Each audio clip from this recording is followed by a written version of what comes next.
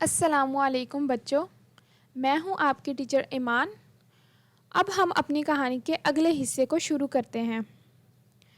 جب حضرت ابراہیم کے والد نے انہیں کہا کہ آپ یہاں سے چلے جائیں تو حضرت ابراہیم علیہ السلام نے اپنا گھر چھوڑ دیا۔ اب وہ لوگوں کے پاس آئے تاکہ وہ ان کو اللہ کا پیغام سکھائیں۔ ابراہیم نے ان سے کہا، اللہ ہی مالک ہے، اللہ کے علاوہ کوئی خدا نہیں، کوئی اس کے علاوہ عبادت کے قابل نہیں ہے۔ حضرت ابراہیم نے کہا، اب میں بت پرستی ہرگز بھی نہیں کروں گا۔ جب لوگوں نے انہیں یہ کہتے سنا تو وہ بہت ناراض ہو گئے۔ لوگوں نے بھی انہیں کہا کہ آپ یہاں سے چلے جائیں۔ بابل کے لوگوں کی ایک خاص تقریب ہوتی تھی جس میں سب لوگ شریک ہوتے تھے۔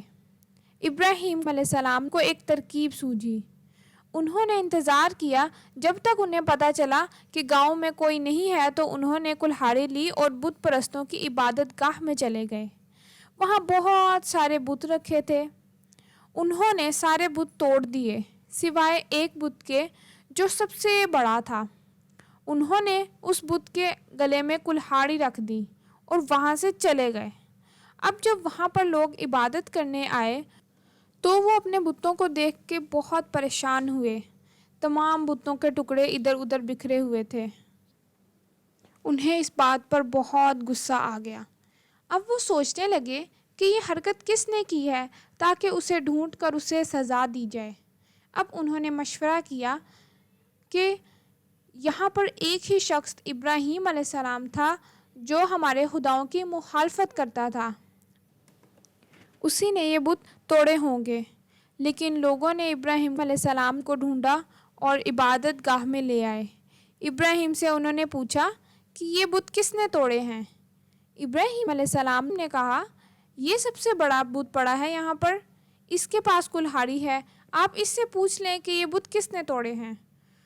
لوگوں نے کہا، تمہیں اچھی طرح سے پتہ ہے کہ یہ بت بول نہیں سکتا، تو پھر یہ ہمیں کیسے بتا سکتا ہے؟ تب ابراہیم علیہ السلام نے کہا کہ تم لوگ ان کی عبادت کیوں کرتے ہو جو کہ کچھ بول بھی نہیں سکتے، نہ ہی باقی بتوں کی حفاظت کر سکتے ہیں؟ کیا تم لوگوں کا دماغ خراب ہو گیا ہے؟ اب لوگ بہت زیادہ شرمندہ ہو گئے۔ ان میں سے کچھ کو تو احساس ہو گیا کہ ابراہیم علیہ السلام ٹھیک کہہ رہے ہیں، لیکن باقی لوگ تو اب بھی ان کی بات ماننے پر تیار نہیں تھے۔ انہوں نے کہا کہ ابراہیم کو سزا ملنی چاہیے۔ وہ ابراہیم علیہ السلام کو اپنے بادشاہ نمرود کے دربار میں لے گئے۔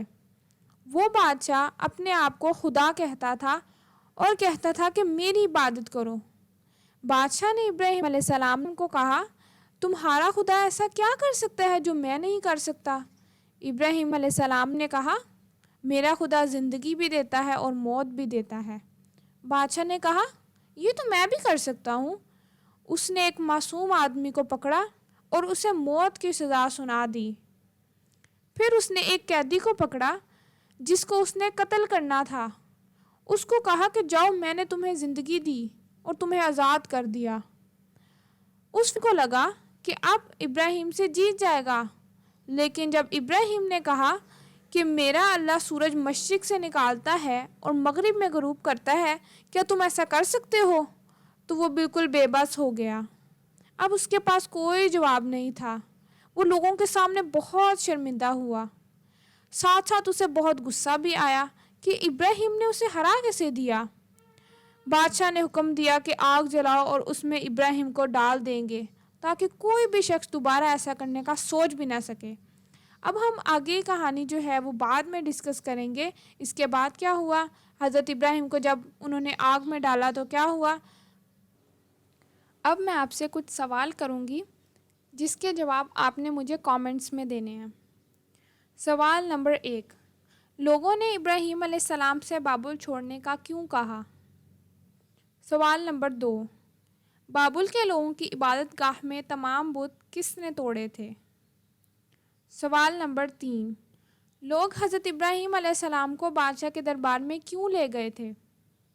سوال نمبر 4، بادشاہ نے حضرت ابراہیم علیہ السلام کو کیا سزا دی؟ امید ہے کہ آپ کو یہ ویڈیو بہت پسند آئی ہوگی۔ اگر آپ کو یہ ویڈیو پسند آئی ہے تو اس کو لائک کریں، اس کو اپنے فرینڈز اور اپنے ریلیٹیوز کے ساتھ شیئر کریں اور ہمارے چینل کو سبسکرائب کریں۔ جزاک اللہ خیرن کثیرہ۔